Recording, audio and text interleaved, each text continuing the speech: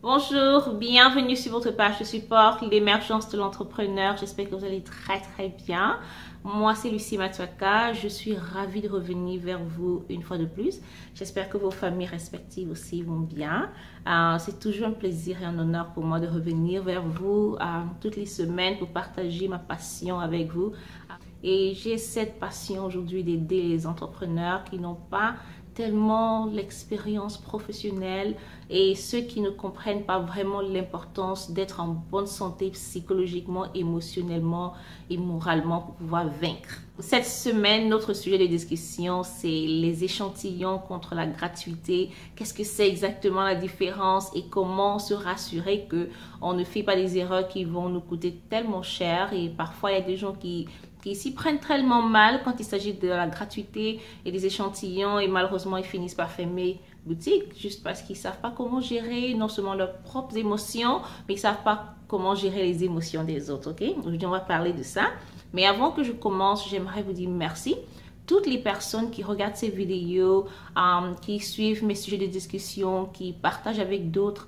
Je vais vous remercier de tout mon cœur. Sachez que chaque fois que vous partagez la vidéo avec quelqu'un d'autre, vous aidez la personne à comprendre certainement des faits qu'ils ne comprenaient pas.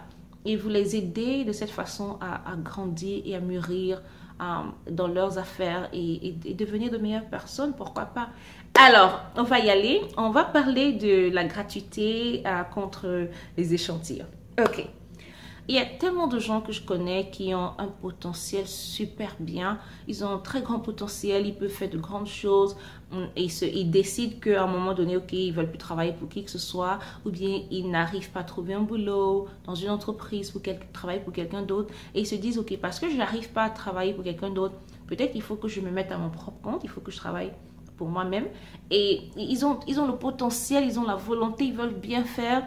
Mais malheureusement, ils ne savent pas comment s'y prendre parce que émotionnellement, ils sont découragés. Parce que l'entrepreneuriat n'est pas la blague. L'entrepreneuriat, c'est pas facile. Je connais tellement de gens qui commencent et qui abandonnent. C'est pas évident. Il faut gérer ses propres humeurs, il faut gérer ses propres émotions et en plus, il faut gérer les émotions des autres, l'entourage. Et parfois, on est parents, il y a tellement de choses à faire. Pour le jeune entrepreneur qui vient de commencer dans les affaires et qui n'a pas d'expérience du tout, il faut aussi gérer les émotions qui viennent avec la découverte que vos parents ne seront pas toujours là pour vous soutenir. Parfois, vous avez des amis que vous pensiez être de très bons amis qui allaient forcément vous soutenir, mais qui ne le font pas. Je vais donner mon exemple personnel. Ça fait pratiquement bientôt 8 ans que je travaille pour moi-même. Et je me souviens que j'ai approché une amie à moi, une amie d'enfance, sur qui je comptais pour pouvoir me soutenir un tout petit peu, ne serait-ce qu'acheter un de mes services à l'époque. Et elle m'a dit non, j'ai tout fait, j'ai insisté, j'ai demandé, j'ai dit mais attends, tout ce que je te demande c'est que tu me soutiennes. Mais elle m'a dit non. Et elle n'est pas la seule, il y a beaucoup de gens comme ça à qui j'ai demandé de l'aide qui m'ont dit non. Au départ, vous savez, quand vous venez commencer une affaire, vous avez besoin, vous investissez et vous avez besoin de faire du profit. Mais malheureusement pour moi, partout où j'allais, surtout quand il s'agissait des personnes qui me connaissaient ou bien que je connaissais personnellement, il y avait cette réticence, il y avait cette réticence, ce truc où à un moment donné, ils se demandent, bon ben, est-ce que ton produit est bien, est-ce que ton service est bien? Et c'est fou que vous allez remarquer ça très souvent chez les personnes qui se connaissent. Et pour moi, c'était, comme on dit, heartbreaking, ça veut dire très douloureux. C'était une expérience très douloureuse pour moi. Je vous explique ceci pour vous faire comprendre que c'est la réalité. C'est surtout que je sais que parmi vous, il y a des gens qui sont très honnêtes, il y a des gens qui sont très sincères. Et je sais que parmi vous, il y a des gens vous avez des amis, vous avez des membres de famille, et vous savez dans votre cœur que si ils commencent à se lancer dans une affaire, vous allez forcément, par amour pour eux, vous allez les soutenir. Mais vous êtes conscient que quand c'est votre tour, ils ne le font pas. Mais c'est pas grave, ok? C'est pas grave. Sachez que vous n'avez pas forcément besoin du soutien de ceux qui sont proches de vous pour réussir. Personne n'est prophète chez soi. c'est la réalité. C'est comme ça que c'est. Et en général, ce qui se passe, c'est que ceux qui sont habitués à vous, ils vont forcément vous prendre pour acquis. Ils vous négligent un tout petit peu. Ils ne vous prennent pas trop au sérieux, même quand vous êtes sérieux. Ils ont tendance à ne pas vous prendre au sérieux jusqu'à ce que des étrangers, des gens qui ne vous connaissent pas, commencent à vous célébrer votre succès. Et à ce moment, c'est là qu'ils ouvrent les yeux, ils se disent, mais attends, est-ce que c'est la même personne? Ce n'est que comme ça qu'ils voient votre valeur. C'est dommage, mais c'est la réalité. Alors ne vous en faites pas, ne vous inquiétez pas. Ce que vous devez faire, c'est vous battre et vous battre et vous battre pour vous rassurer que vous leur prouvez qu'ils ont tort. Passons à la différence entre la gratuité et les échantillons. On va commencer par la gratuité, ok? Sachez que quand vous êtes entrepreneur et que vous décidez de faire cadeau à quelqu'un d'un produit ou bien d'un service que vous allez rendre, sachez que vous devez apprendre à vous détacher psychologiquement et émotionnellement de la chose. Je veux par là dire que si vous vous accrochez à la chose, ça veut dire que vous n'avez pas donné gratuitement.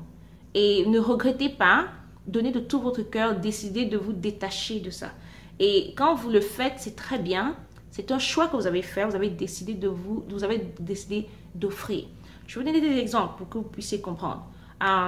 Supposons que vous êtes coiffeuse. Vous pouvez être une coiffeuse et vous décidez de coiffer des gens gratuitement. Si vous avez décidé d'offrir votre temps et votre service, après ne vous plaignez pas de ne pas recevoir de l'argent en retour, ok? Il faut que ce soit très clair dès le départ. Si vous avez décidé d'offrir votre temps et votre énergie, ne vous plaignez pas de ne pas avoir reçu de l'argent pour cela, ok? Maintenant, moi par exemple, j'ai des produits que je vends et il y a des jours où je décide de donner gratuitement, ok? Je donne gratuitement parce que c'est juste qu'il y a des gens à qui je veux offrir. Je suis entrepreneur, j'ai tellement de choses que je fais. Je suis coach et je suis mentor, mais je suis spécialisée dans l'entrepreneuriat.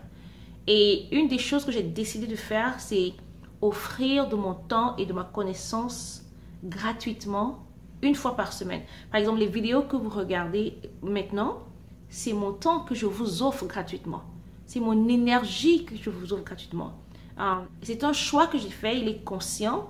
Je sais que pendant ce temps, pendant toute cette journée où je m'assois, je réfléchis sur un sujet à discuter pour aider les gens que je connais même pas, que je vais peut-être jamais rencontrer. C'est un choix que je fais, je suis consciente de cela. J'espère qu'on se comprend.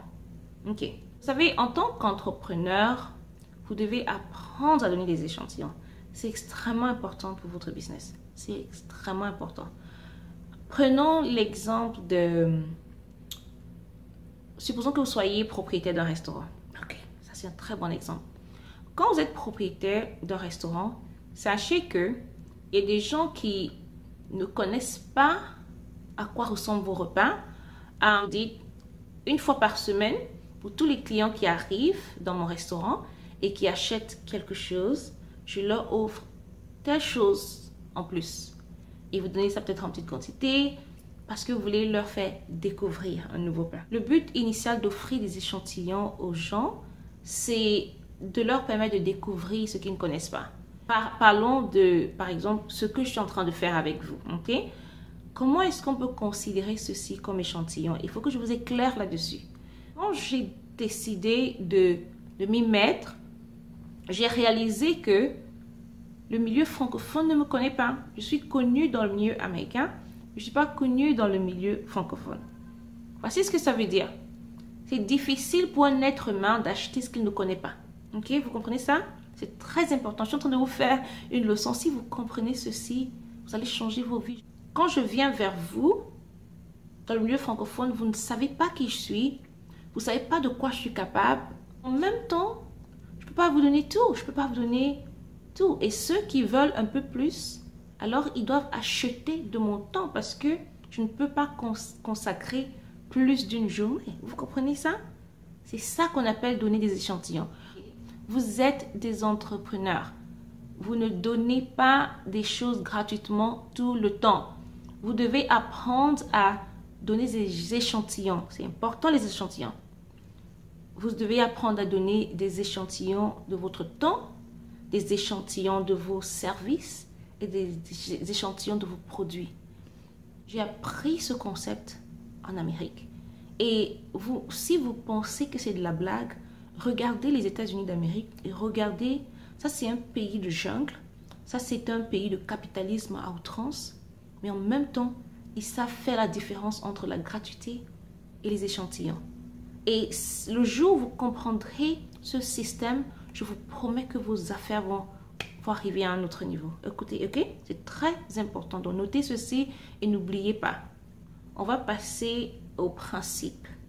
Je vais partager avec vous 3 principes extrêmement importants que vous devez utiliser quand vous décidez de faire des échantillons. Ok? Le principe numéro 1, c'est ne jamais donner un échantillon à qui que ce soit si vous n'avez pas l'intention d'utiliser ce moyen comme un moyen de faire connaître votre produit, connaître votre service.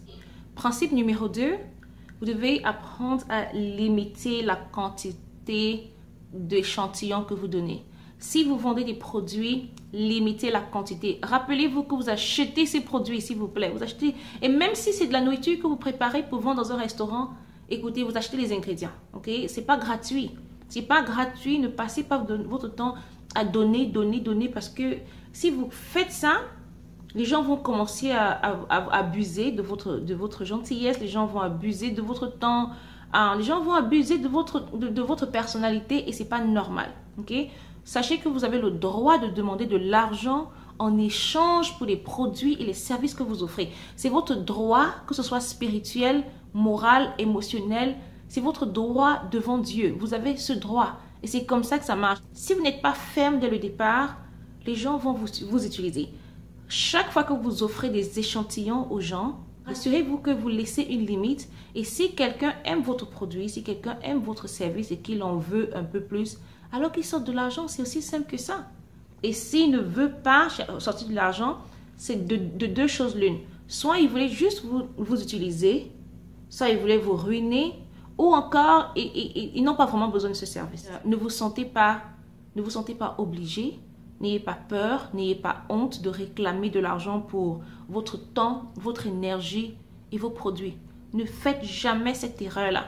Parce que malheureusement, ce que les gens font comme erreur, c'est que ils deviennent émotionnels, ils ont peur que les gens les voient d'une certaine façon. Vous êtes là pour faire de l'argent, vous êtes entrepreneur. Vous devez apprendre à échanger vos produits pour de l'argent, vos services pour de l'argent. C'est biblique. À force de donner aux gens gratuitement, vous les rendez paresseux pendant qu'on y est. Alors, ce n'est pas normal. Si vous n'apprenez pas aux gens à dépenser de l'argent pour pouvoir recevoir des choses, du coup, ils ont l'impression que la vie est facile, il faut s'attendre à tout et puis les choses tombent du ciel. C'est pas bien.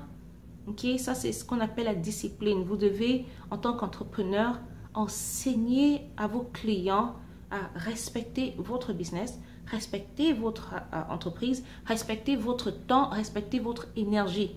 C'est un principe très simple. Limiter les quantités. Je me rappelle une fois, il y a quelques années, je suis allée en Afrique pour quelques semaines. Et il y avait une petite fille de, je crois, 13 ou 14 ans que j'ai rencontrée. Et elle fait de très belles tresses à l'époque. Elle faisait de très bonnes tresses. Elle le faisait à partir de la maison. Elle m'a dit, tu sais, j'aimerais faire des études, mais mes parents n'ont pas assez de moyens financiers pour pouvoir payer mes études. Et je lui ai dit, ben attends, mais c'est les vacances. Tu fais de très belles tresses, tu peux te faire payer pour ça. Et puis tu mets de côté. Et quand tu as un peu plus d'argent, tu demandes juste le surplus à tes parents, ils vont t'aider. Elle m'a dit, oui, mais tu sais, c'est que les gens ne veulent pas payer. J'ai dit, ben attends, ça veut dire quoi les gens ne veulent pas payer? C'est vrai que c'est les réalités parfois, mais je lui ai dit, non, non, non, tu dois demander de l'argent pour ça. Et elle m'a répondu, non, mais quand je demande de l'argent, ils me payent, mais parfois, ils ne payent pas exactement ce que j'ai demandé. Et j'ai trouvé ça, non seulement c'est malhonnête de la part des autres, mais malheureusement, elle était trop jeune, elle n'avait pas cette force pour pouvoir dire, non, vous devez payer ou je ne vous fais pas des tresses. Et c'est vraiment dommage parce que c'est pas normal. C'est ça de l'entrepreneuriat. Vous devez apprendre à vous faire payer pour votre temps, votre énergie, pour vos services. Sinon, Sinon, ça sert à quoi alors? Alors, il faut laisser tomber. Elle ne fait rien de mauvais en voulant vendre. Peut-être pas à des prix exorbitants, mais il faut vendre. Écoutez, il y a tellement de gens qui ont beaucoup de talent, mais ils sont pauvres parce qu'ils ne prennent pas la peine de dire, ok, qu'est-ce que j'ai à offrir à la société? C'est parce que faire des tresses, par exemple, c'est un service. La raison pour laquelle beaucoup de personnes ne veulent pas se lancer dans les affaires, c'est un peu ça aussi. Et ils ne savent pas se défendre, ils ne savent pas se battre pour eux-mêmes, par eux-mêmes. Et malheureusement, il y a un problème d'éducation quand il s'agit de comment se comporter, quand il s'agit de faire les affaires. Et les gens deviennent amers, les gens deviennent aigris, amers et ils abandonnent. Si vous êtes un adulte et vous n'avez pas la décence de vouloir échanger un produit ou un service qu'on vous offre par de l'argent, alors je crois que c'est un peu de la malhonnêteté, c'est le manque de volonté et c'est pas bien. Ok, je pense qu'on devrait encourager les jeunes entrepreneurs à se battre et à devenir plus créatifs en les soutenant financièrement. Ça, c'est très important. Et c'est ce que les Américains font et c'est pour ça qu'ils sont à ce niveau où ils sont aujourd'hui. On passe au principe numéro 3. Ok, rassurez-vous toujours de faire le point. Vous devez faire le point. Vous devez vous rassurer que vous fassiez le compte de tout ce que vous dépensez. Rassurez-vous que vous sachiez exactement quelle est la quantité et ce que ça vous coûte financièrement. Parce que si vous ne savez pas combien ça vous coûte financièrement, vous n'allez, à un moment donné, vous allez regarder en arrière et vous allez vous rendre compte que vous avez passé le temps à faire de la gratuité et vous avez perdu parce que vous êtes en business pour faire de l'argent. Vous êtes en affaires pour faire du profit. Si vous décidez de faire du volontariat, ça veut dire que vous décidez de le faire avec amour, avec joie et avec paix. Et ça veut dire que vous ne pouvez pas vous attendre à être payé du tout. Okay? Vous ne pouvez pas vous attendre à être payé et c'est un choix que vous avez fait. Mais si vous décidez de faire de votre activité un business, alors vous devez forcément faire du profit. C'est très important. Parce que si vous ne faites pas du profit, vous allez être frustré, vous allez être énervé et vous allez être déçu. Vous allez vous surprendre en train d'abandonner et vous allez vous sentir utilisé. Vous aurez l'impression que les gens vous utilisent et qu'ils profitent de vous et c'est pas bien. Ok, on y est. J'espère que vous avez bien compris ce sujet de discussion aujourd'hui. Malheureusement, c'est un sujet de discussion qui ne reçoit pas assez d'attention. Et chaque fois que les gens en parlent, chaque fois que les gens en discutent, c'est pour se plaindre. Moi, je connais des gens qui se plaignent au lieu de poser le problème et pour apporter des solutions. Je suis là pour vous expliquer, pour vous aider à apporter une solution, ok?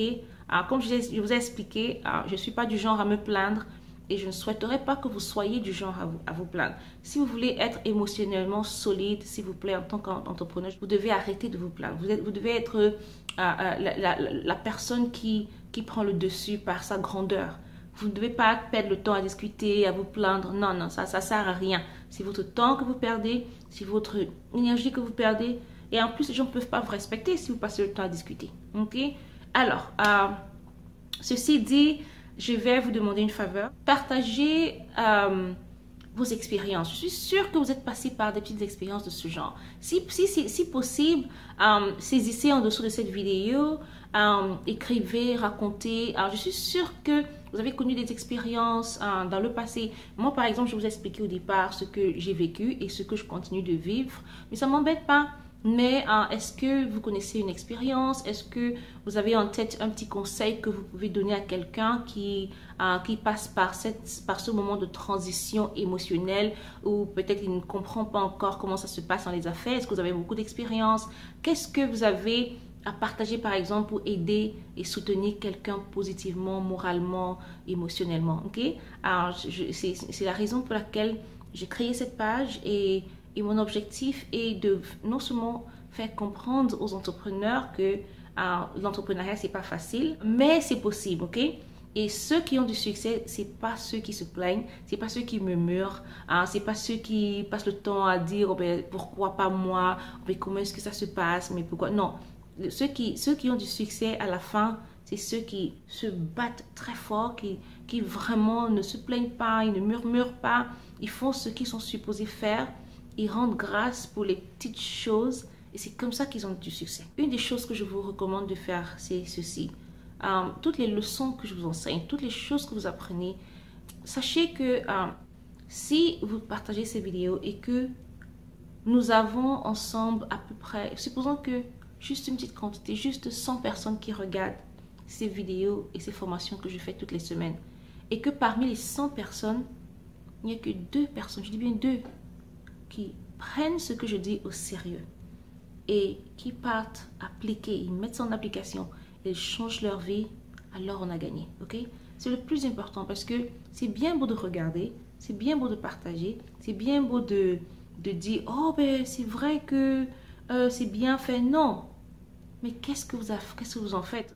Je souhaiterais que chaque enseignement que je fais, que vous puissiez passer à l'action, que vous puissiez mettre en pratique. Parce que si à la fin, vous ne changez pas vos vies, alors vous aurez perdu votre temps, vous aurez perdu votre énergie à regarder ces vidéos. Mais avant que je ne parte, je vais vous rappeler que c'est l'entrepreneur qui est la clé du succès. Ce n'est pas l'entrepreneuriat qui est la clé du succès, c'est l'entrepreneur lui-même en tant qu'être humain. Si vous n'êtes pas solide moralement, psychologiquement, émotionnellement, je vous promets que vous n'allez pas avoir la force de travailler dur pour pouvoir nourrir vos familles, aider à créer des emplois et tout le reste.